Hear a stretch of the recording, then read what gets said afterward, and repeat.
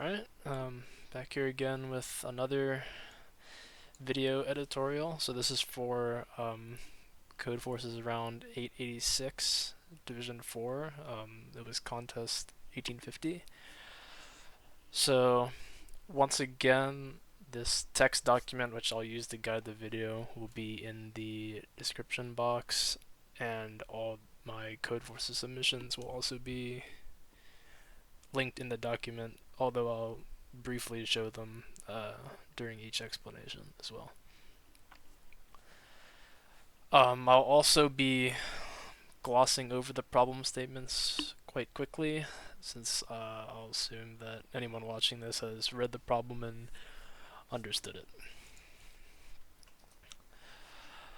So the first problem, A, to my critics, we have 3 digits and we just need to see if there's any pair that add up to at least 10. So since there's only 3 numbers, we can just brute force all the pairs. If there were more numbers, we could do a linear search and find the 2 biggest numbers if we were looking for a pair, and if we were looking for a sum of more than 2 numbers, like the top 5 or something, we could sort them and then take the biggest k from our array. So pretty easy problem there. Can be done in constant time and constant space. Next up, we have 10 words of wisdom. So essentially we have n pairs, AI and BI, and we need to find the maximum BI, but any pair that has AI greater than 10 doesn't count.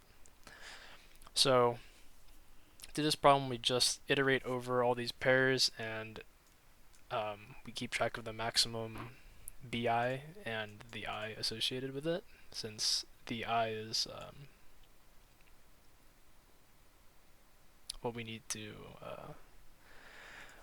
output at the end. So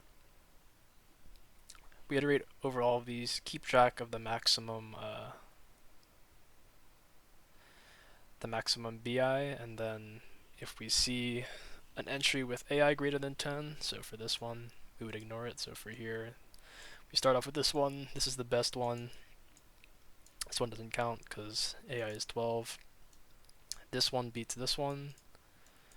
This one is tied, so we can take either of them at this point, although the problem guarantees that there will only be one winner. So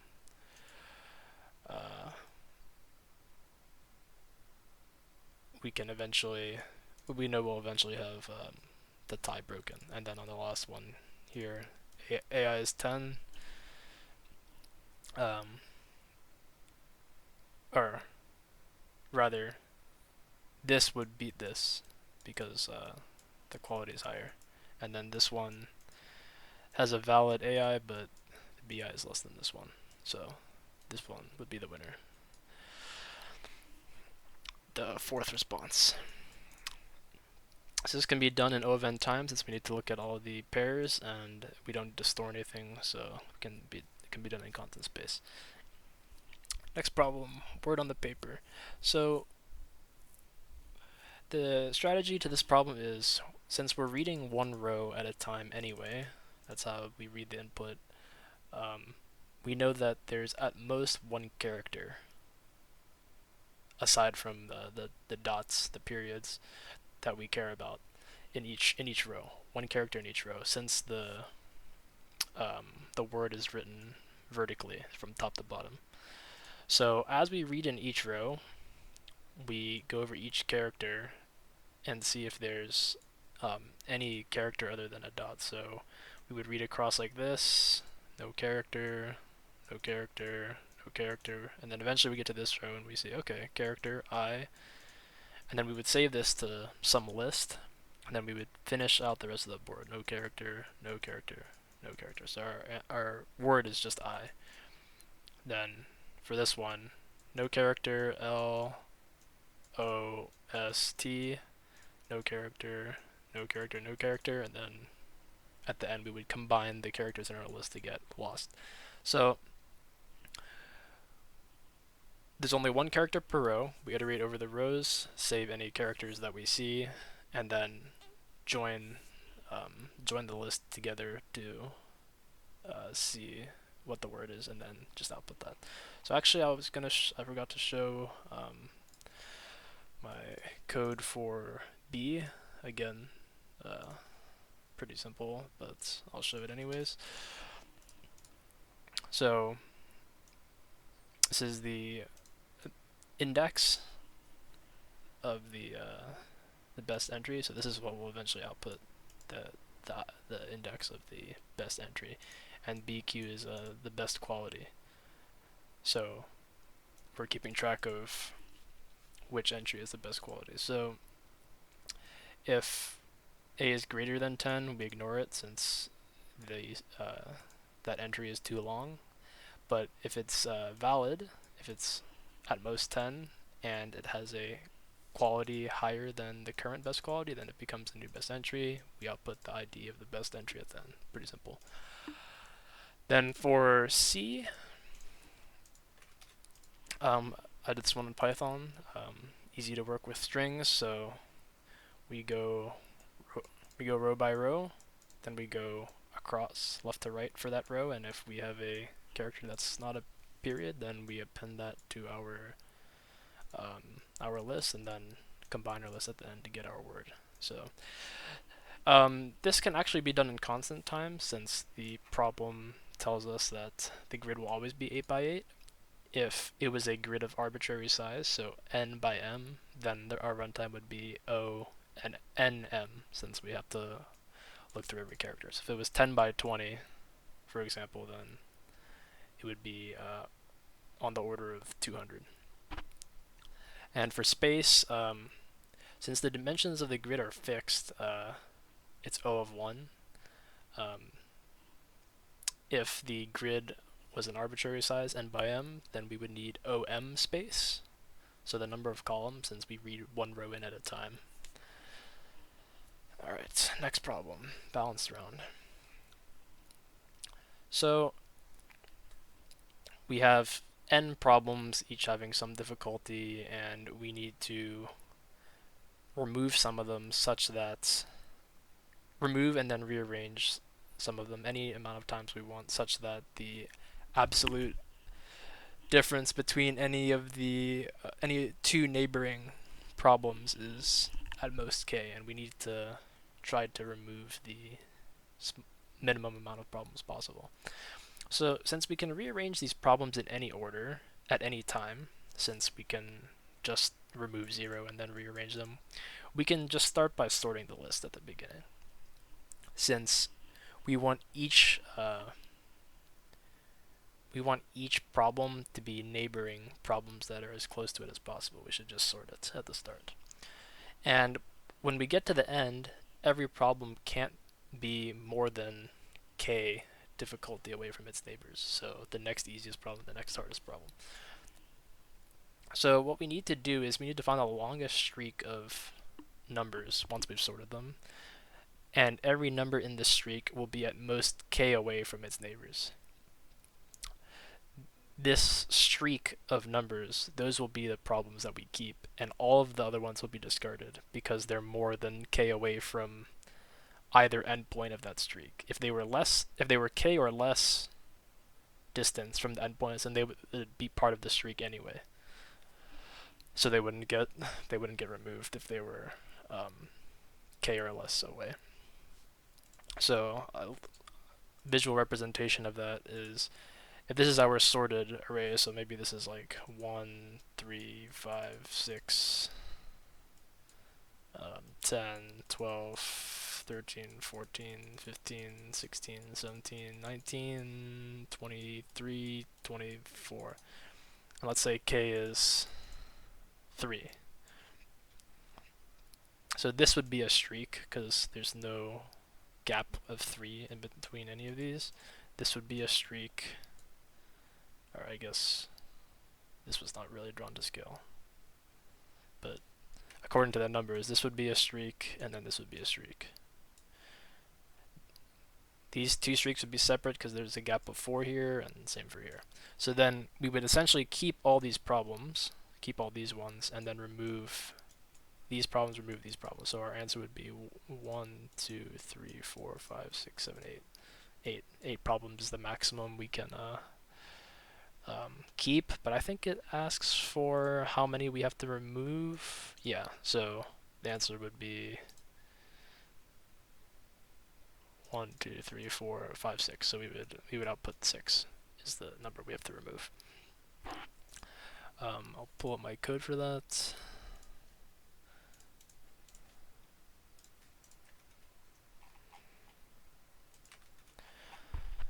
So we take in n and k, read them in, we sort, and then this is where the streak part comes in.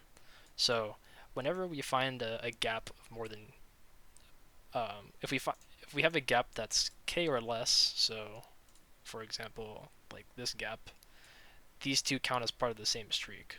So the streak keeps going. But if we find a gap that's bigger than k, so in this case 4, so like this one, then this streak has to end.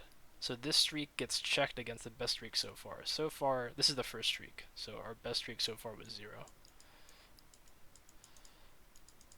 But once we get to this point, we have a streak of 4, but the streak is now over, so we save it as the best streak, since it's better than the previous best we had.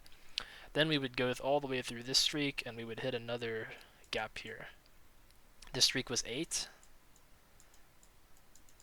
so it's the new best streak, and then when we get here, at the end of the array, we check again. So this streak was too long, two problems long, but that's obviously not good enough to set the new record which was 8. So our best streak was 8, and we had 14 problems at the beginning, so the number we have to remove is 14 minus 8 is 6. So pretty straightforward there. Streak continues here. Streak ends and gets reset. If it was better than our previous best, update it. Same when we're done, and then output how many we need to remove. Alright, moving on. Problem E. So essentially, this person has a set of pictures that are squares with some side length, and they mounted them on another square size cardboard that is larger, leaving some integer length. So in this case, W is 1, so this cardboard is actually 5 by 5. And we're told the size of all the pictures and the total amount of cardboard they used, and we need to find this border length, which is the same for all the pictures. So a bit of a visual representation of how we can begin to calculate this is we can see that for each picture there are these corners, and each of these corners are squares with side length W.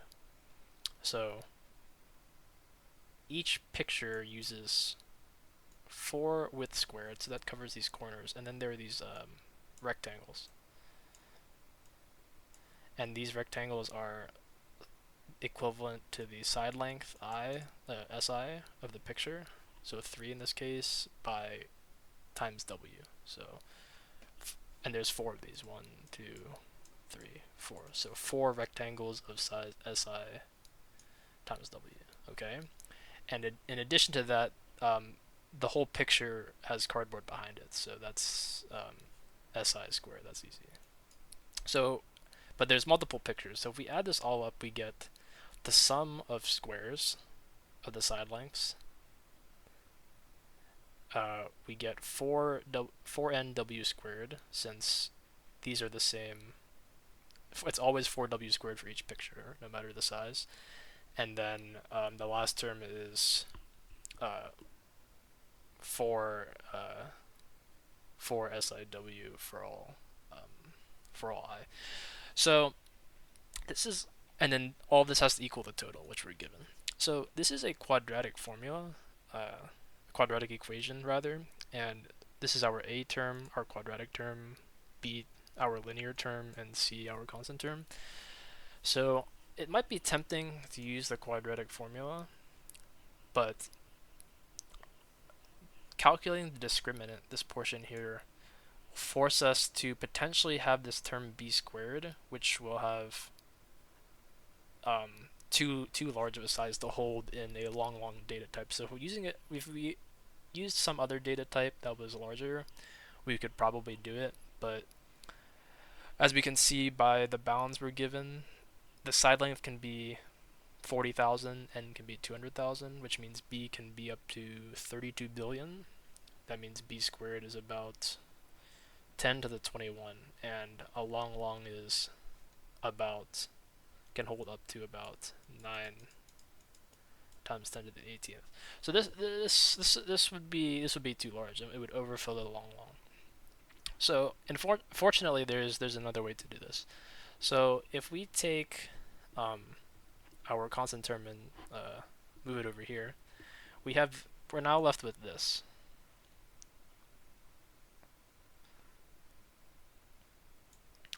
Now there's a few ways we can solve this from here, but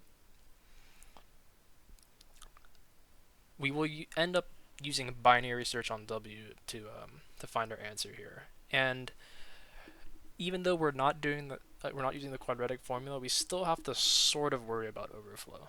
So this part is going to be a little bit mathy, but you can skip ahead if you want. But what we can do is, we know that this term on this sum on the left side should never overflow, since the term on the right side does not overflow, since total can only be 10 to the 18, so total minus c has to be less than this. Something I forgot to mention is that for this problem, c in the problem is the total amount of cardboard, but I replaced that with total, the word total, and then because I wanted to use c for this term, so hopefully that's not too confusing. Anyway, this term has to be less, or this term has to be less than 1 or 10 to the 18. So if it's greater than that, we know we are wrong and possibly overflowing as well. If we're overflowing, we're definitely wrong. So the reason why we can't straight up check it like this is because if our guess using binary search, if the W we're checking at the moment is much too big, this term on the left, this expression could overflow. So one way we can guard against that is we can instead check this inequality by dividing both sides by W. And as long as we choose our W to be a reasonable, the search range for our W to be a reasonable range, this will never overflow, and this will obviously not overflow since the numerator could not overflow. So we can use this to check for overflow if we overflow, W is too big. Even if we don't, it still could be too big, but if we overflow, it's definitely too big, and that's our cue to discard the right side of our search space for the binary search. So I'll pull up my code for this.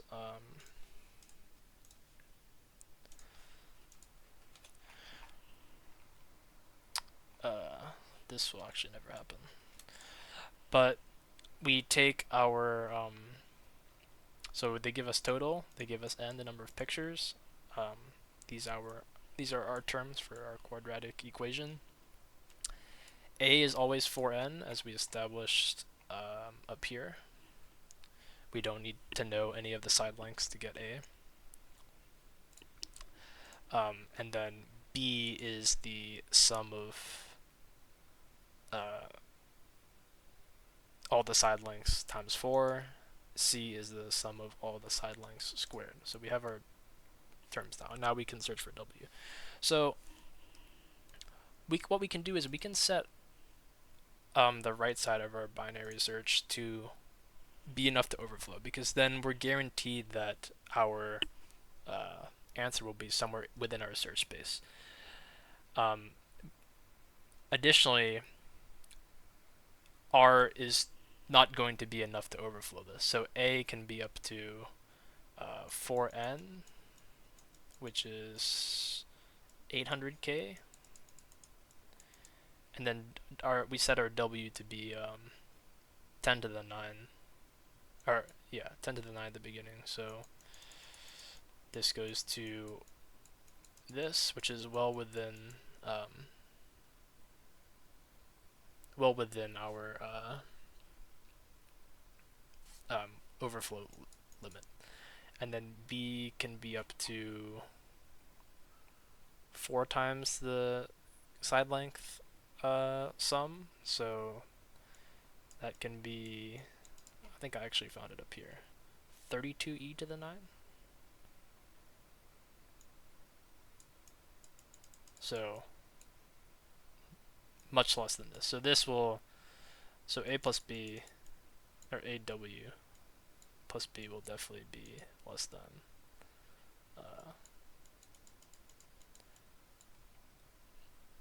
or rather, yeah, it won't overflow. Actually, it's 90 to the 18. That's the long overflow. So that's the logic behind choosing the bounds for our binary search. And then from here, it's pretty simple. We find mid. So our mid is like our guess for W. We check overflow. If we overflow, we're definitely too large. So we discard the right half. If we happen to find the correct W, then we're done. We output it and return. Otherwise, if W is too big but we don't overflow, we still discard the right half. If W is too small, we discard the left half. Yeah, that's pretty much it. There's some more explanation here about choosing these bounds. I won't read through all of that. The runtime, it's this linear term here is for this part where we read the side lengths in and compute our B and C terms. This second term here is a little bit weird. It depends basically on the limit of total cardboard, on that constraint, input constraint, and the number of pictures. Actually, it only depends on the limit of the total amount of cardboard. I won't read through all of this, but long story short, this term will almost always dominate this term. This term will end up being very small compared to this. So you could think of the problem as running an O of n, since every time we get more pictures, we have to do this more. We have to do this more and more, but we only have to do this loop a couple extra times, even if there's way more pictures, since this will run in log total, roughly. Alright, problem F. So we need to find basically which spot gives us the most frogs. So for each possible spot, there's going to be some number of frogs that land there, and we can just pick the spot that gives us the most frogs. So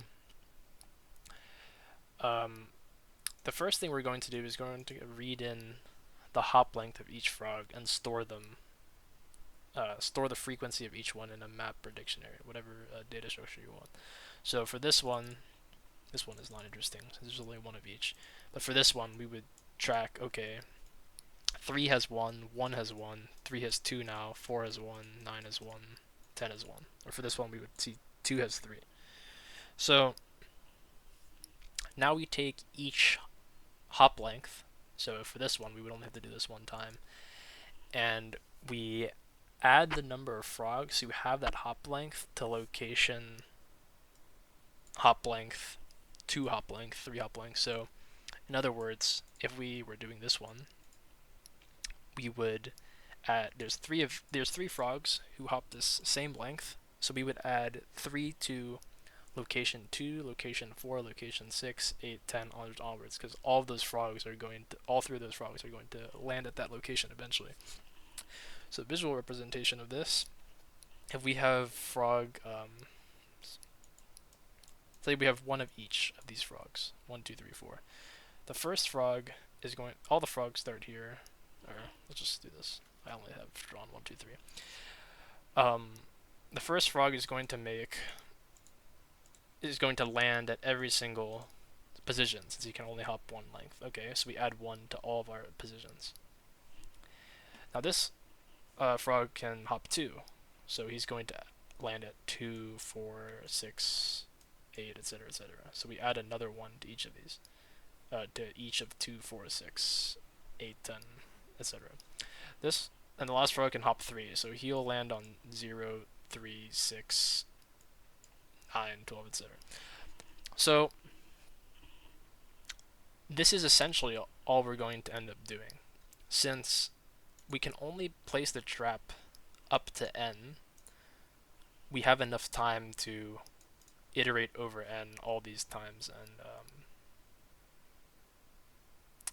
and simulate the hopping essentially. And then at the very end, we would go through this. So we would start from 1 to n, so n is 6 here.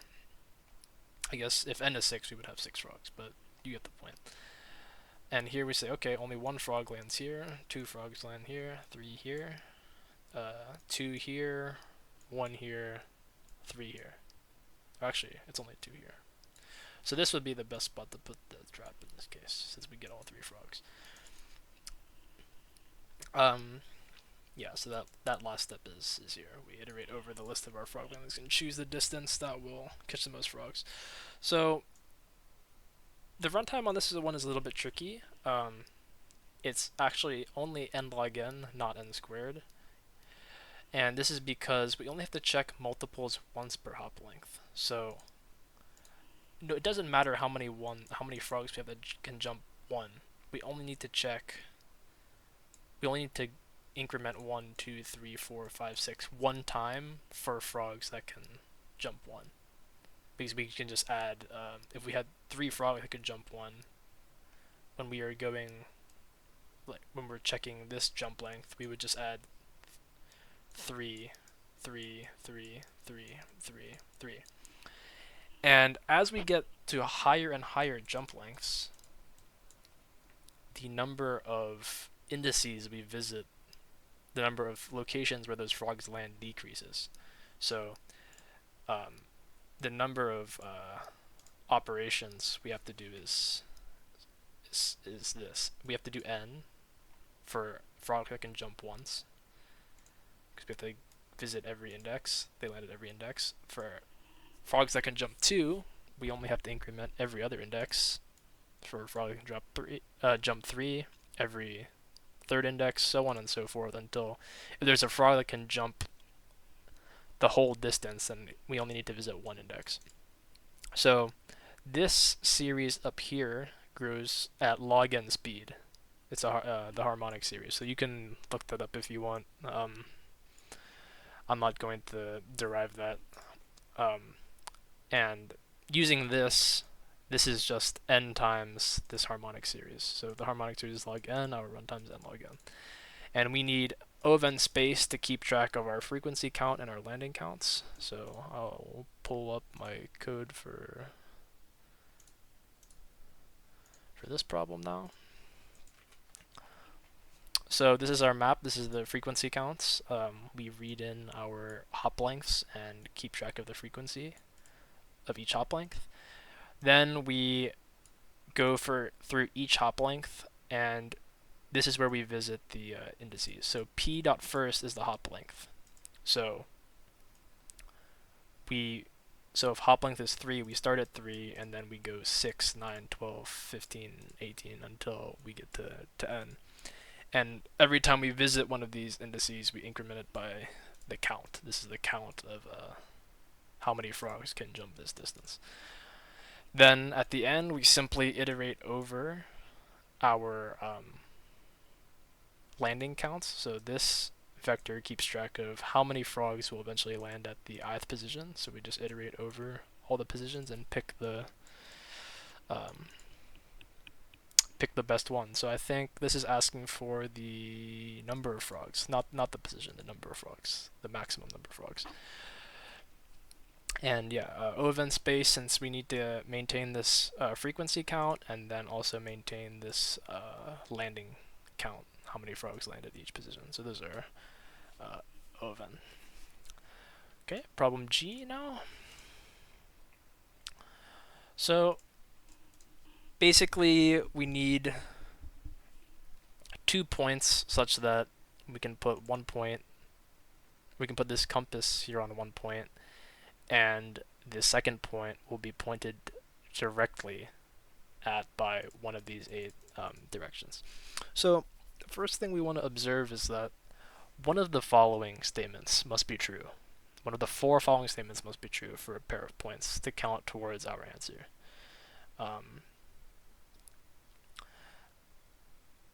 Additionally,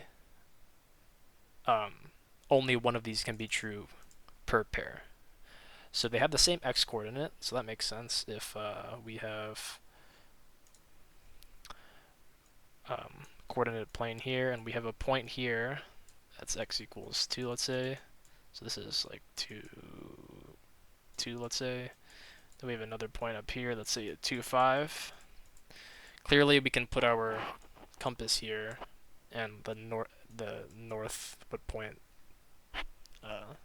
directly to it.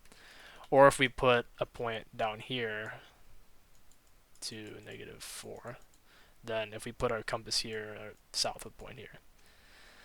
Our south would point directly to this. And if we can put the compass here and have south point to this one, we can also obviously put the compass here and have north point to that one. But that counts as one pair. So that one's easy. Same with vertical, or horizontal rather. So if we have, this is what, say 2, 3, and we have another point here that's 5, 3. Obviously these 2 can be used as well. Put a point here, or put the compass here, and then the east direction will point to this one. That's the second condition. They have the same y coordinate, so 3, 3. And then there's 2 remaining conditions. One of them is that there's a line with slope 1 that runs through both of them. So let's say 1, 1. Let's say this is 2, 2. There is some line that goes through them, or if it was, let's say 1, 3, 2, 4, we could do the same thing like this. And the reason we can do this is because we can put the compass at this point, and then the northeast would point exactly at this one. Or we put the compass here, and the southeast would point exactly at this one. And the final point is the reverse of this. If there is a line with -1 slope going here, so let's say we take 0, 3, and here is 1, 2. There is a line going like this. It's not drawn well, but you get the point. We could put the compass here, and then the southeast line would point here, or we could put the compass here, and then northwest line would point to the 0, 3 point. So the reason why only one of these conditions can be true, at most one of these conditions can be true for any pair of points, is because we're told in the problem that our endpoints are distinct, so we don't have to worry about 2 points being right on top of each other, in which case they would count as a pair. So unfortunately, we don't have enough time to check every pair of points. That would be too slow. However, there's another way we can use this concept of these shared lines while still meeting the time limit very comfortably. Instead, we can check every horizontal line that has a point on it, every vertical line that has a point on it, and then every line with slope 1 that has a point on it, every line with slope -1 has a point on it. So visual representation of that is we can just go down the coordinate plane and like check this line, check this line, check this line. And the reason why we know this is fast enough is because there's n distinct points. So for horizontal lines, they can only be, even if they're each on their own line, we only have to check n horizontal lines, n vertical lines if they're all on different vertical lines, and one slope lines if they're all on different lines for this group, and same here. Only n lines. So we have to check 4 n lines at the end of the day. So we have plenty of time for that. And we'll see that we'll need to check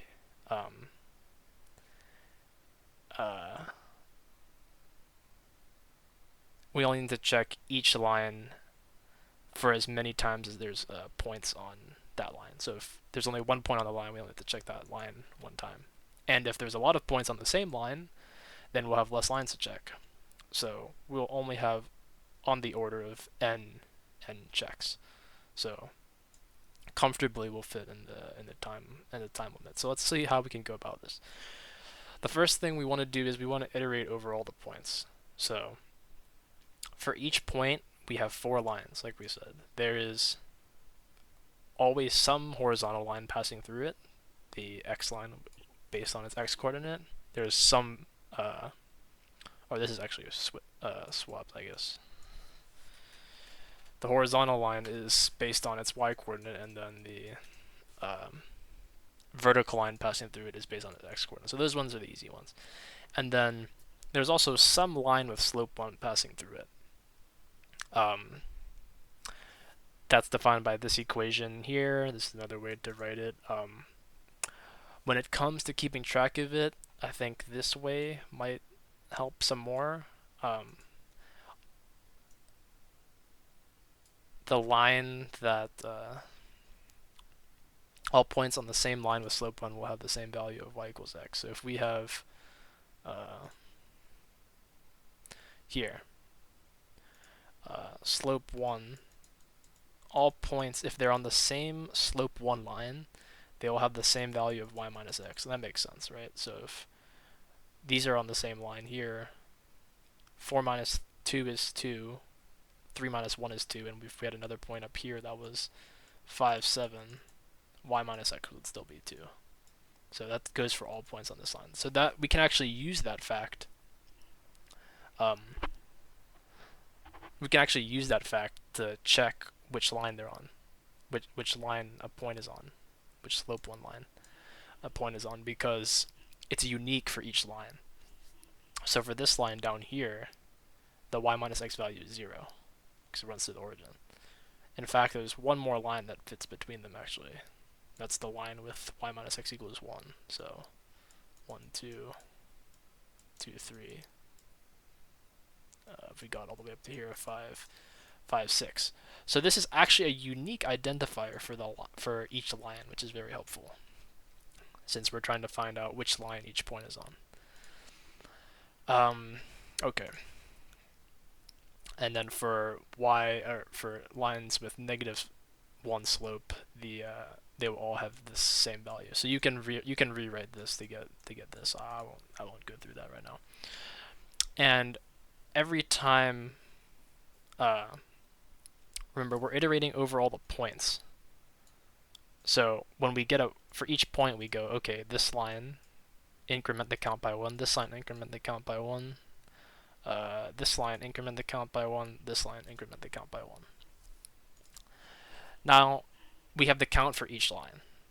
So let's say like this is like 3, 1, 1, 5, 2. And we won't keep track of any lines that don't have any points on them, because if the points can be up to 10 to the 9, I think, position. So if we kept track of every line, we wouldn't have space for that. But as long as we just keep track of the lines that have some points, we're good. So let's say it's like this. 1, 1, 2, 4, 1, 1, 3, 1, 2, 1, 3, 1, 5, 5, 1, 1, 4. And at this point, what we do is we know, okay, any points on this line can be paired together. So we have 3 points. So the number of pairs we can make from 3 is 3 choose 2, that's 3. 1 point on this line, we can't make any pairs, so 0. And we basically do count choose 2 for each of these lines. So 2, 0, 0. 5 choose 2 is what? 10? 1. And we do that for all these lines, and then we sum up all of these numbers, and that's the number of pairs we can make. Since we know that for any given line, all of the points on that can make valid pairs with each other. And in some cases, we will have, a point on here that is paired with another point on here, but maybe this point is the same. Maybe this point can also be paired with something here, but we'll get that taken care of when we go to this line. So we can do all these lines independently, which is really nice. So yeah, take the count of each line. All points on the same line can be paired up, so we just take count, choose 2, and then add that to our total answer. And we do that for every horizontal line, every vertical line, all one slope lines, and all negative one slope lines, and return our sum. And we know that we know that we won't have to do any double counting, or we won't have to worry about double counting because only one of these conditions can be true at any time. I'll pull up the code and talk about the runtime and its space performance. So the runtime is n-log-n, and that's because we are using maps to store our line counts. So for this map keeps track of x coordinates. So vertical lines, this one is all y coordinates. So these ones, horizontal lines. This one I chose, I called it diff, the diff map. So that's because these all have the same y minus x. So I called the positive slope ones the difference, because we're subtracting, and then these ones I called it the sum map, difference map. And for every point, when I read in the points, I get the x, I get the y from it, and then I say, okay, the x line that it's on, the vertical line, gets up, increments the count. The vertical or the horizontal line, the y coordinates on, increments it. The one slope line, which can be identified by this, increases. The sum map increases its count because of so this is the negative slope line that it's on. And then now I have all the line counts by the time I get to the end of this for loop. And then I go through each of the maps, and then for each line in that map, I take count choose 2 for the count of each line. So I'm iterating over the lines here. This is the number of points on that line. I just take n choose 2, which I've implemented up here. Simple formula there. So n choose k is n factorial over k factorial times n minus k factorial. So if we're doing n choose 2, it's n factorial over 2 factorial n minus 2 factorial. So n factorial is n minus 1, n minus 2, n minus 3, so on until 0. But n minus 2 factorial is n minus 2, n minus 3, so on and so forth. So these terms will cancel, and we're just left with this over 2. So we're left with, that's a basic math thing there, and we can just return that. So we add, for each line, we add n choose 2 based on our line count, our count of points on this line to our answer. We do that for all vertical lines, horizontal lines, positive 1 slope lines, negative 1 slope lines, and then we just simply return our answer. So pretty simple there. Our runtime is n log n, since we're using maps to store our line counts. Map insertions cost log n time, and we only have to insert whenever we find a new line. But since each point could be on its own line, we might have to do n insertions, because we could have n different lines. So then we would have 4 n log n insertions. So O n log n runtime. Since these loops run at most O n each. So this is actually the n log n, the term that dominates. And we need O n space, since we have 4 maps. I guess technically we don't need to store the points here, so that's unnecessary, but this is also O n. So yeah, O n different line counts. There's up to O n different lines, so O n space requirement. Alright, on to the last problem. Problem H. So down here. Okay. So this one could be a little bit long, but essentially what we're doing in this problem is we need to see if any of the constraints here conflict. If any of them conflict with each other, the answer is no. If they can all be resolved without conflict, then the answer is yes. So let's first observe that the constraints can be thought of as a graph. So we will use the soldiers as vertices and the constraints as edges. So we would have vertex 1 here, vertex 2, and then the edge length would be 2. So we're going to use these constraints as edges to build our graph. So we can see at the problem here that the number of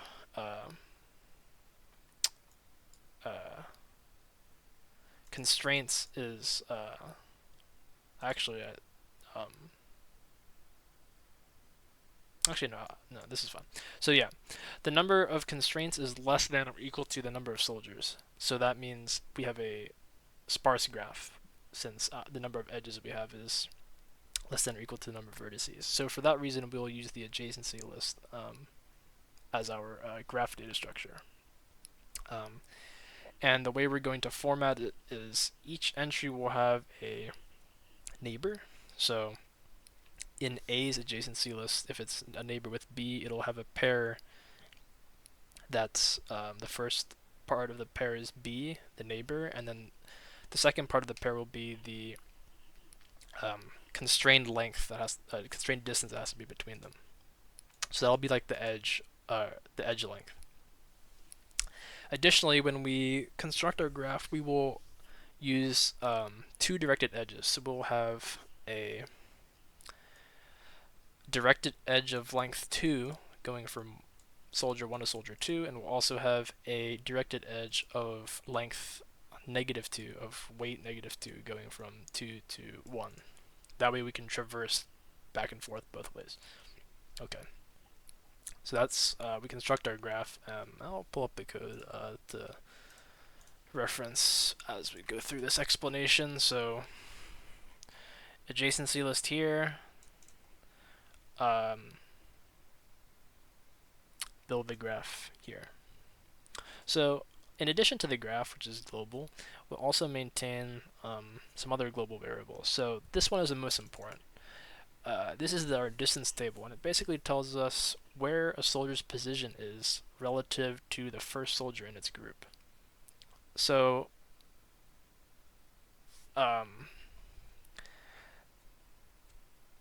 a group of soldiers is a connected component in the graph. So if you're unsure what that is, look that up. But a connected component of the graph, will consider that a group of soldiers, since those soldiers' positions are all constrained by each other, but are also not constrained at all by soldiers in other groups, by vertices and other connected components, basically.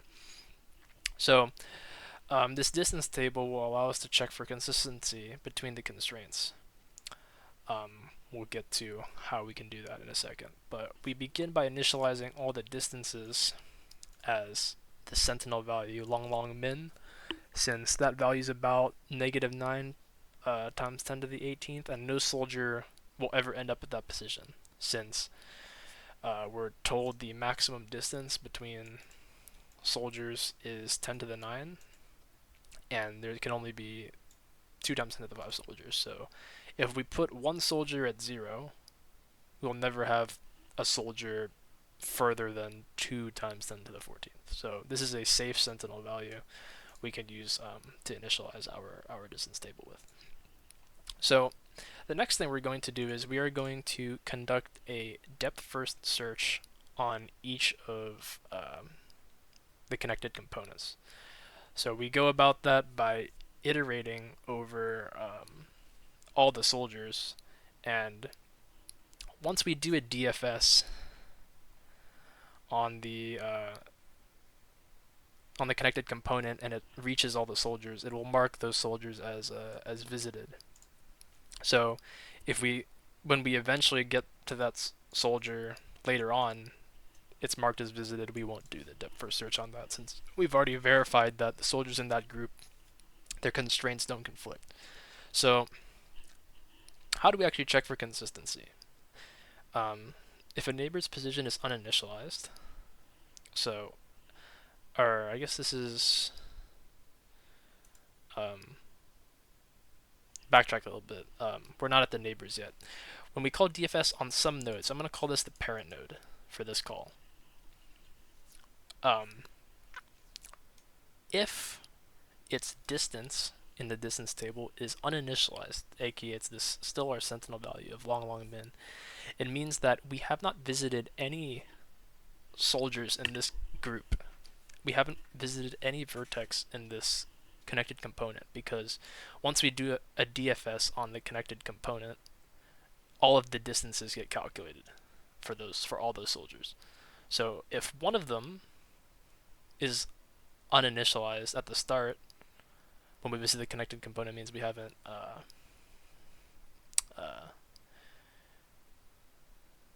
visited this group at all. So that means this soldier is the first soldier we're visiting in this group, so we will set it to be 0. So all the other soldiers' positions will be calculated relative to this first soldier's position.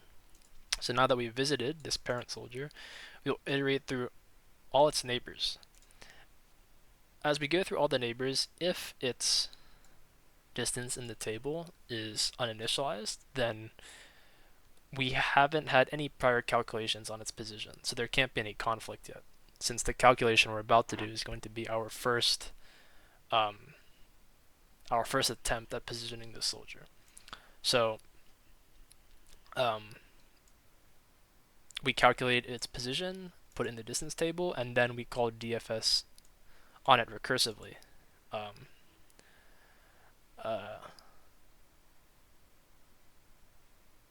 If it hasn't been visited already, and then this will continue for all its neighbors and so on and so forth until we visit every soldier in the connected component, or every vertex in the connected component, which is the same as saying every soldier in this group. So what happens if the distance has already been initialized? Okay, well, in that case, we have an opportunity to check for some inconsistency, and the distance that already exists, it should match, however this was calculated, it should match the distance or the position of the parent. So it might be this, it might be something else, but it should match the position of this soldier plus the distance between them. So this is from our graph, this is the distance between the two soldiers. This represents a constraint that was given to us by the problem. So if this calculated distance doesn't match the distance of u plus the distance between them, it means there's some inconsistency. Either this constraint is not possible, or this distance or this distance was wrong. Either way, there's some contradiction between the conflicts, and we can immediately answer false. So I just have a global variable here that keeps track of the result of the DFS. So if any of the DFS calls answer false, we can immediately just be done and answer no. But if all the DFS run to completion without triggering this inconsistency check, that means all the constraints can be resolved without conflict, and then we can answer yes. So a very, very, very, very short example of how we would find an inconsistency is, let's say we had soldier 1 here. Let's say this. So we have our we used two directed edges. So this would be like this. This would be like, let's say this. So clearly we can see that the distance between 1 and 3 should be 6. But let's say it had a constraint that was like 5. So let's say we did DFS on here. We haven't visited this group at all, so in our distance table, so soldier 1, soldier 2, soldier 3, we calculate this 0. We set it to 0. Okay, and this is at this point, this is still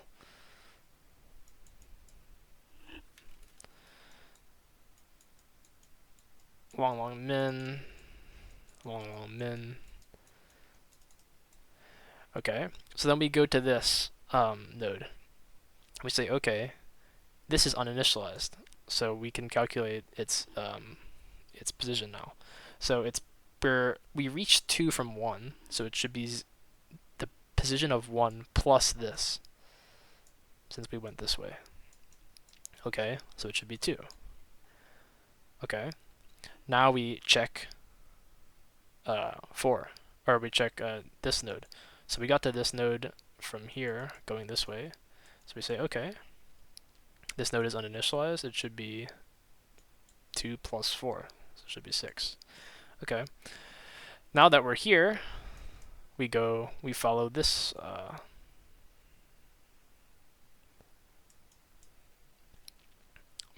path. So we say, okay, oh, this node has already been initialized. So since this node has already been initialized, it should match what? It should match the position of this one, since we came from 3, plus the distance between them. So the distance is -5. Or the position of 1 relative to 3 is -5. So that means soldier 1 should be at position 1, but it's not. It's at 0. That means there's an inconsistency, which is easy to see visually, since 2 plus 4 is not 5. So here we would just return no immediately. But this is how the DFS verifies conflicting constraints. It even works on cases where it's like maybe there's 2 constraints on 1 pair of soldiers. So let's say we had a constraint. I think this is even in the example where there's something like this. So we would have 4, -4, 5, -5. And what our program would do is it would set this to 0, go down here. This is uninitialized, so we set it to 4. We would go back this way, say, oh, this should be -1, but it's already been set to 0, and this would immediately fail. So runtime for this, m plus n, so that's the number of constraints plus the number of soldiers, and the reason that's the case is each soldier is represented by a vertex, each constraint is represented by an edge, and a DFS explores every vertex and every edge. So every DFS will visit each edge and each vertex one time for each component/group. Same with the space, our adjacency list, which represents our graph here. We have um, one list for every node, and every time we have an edge, um, the edge gets pushed back into that vertex's adjacency list. So we have storage for every vertex and edge essentially. So that's how we get n plus n. So that is all for this editorial. Once again, I will link this document here in the chat. I will also add links to all my Codeforces submissions. So all the implementations I've shown will be linked in the document as well. Yeah, I'm hoping to do more of these in the future, and hopefully this was helpful.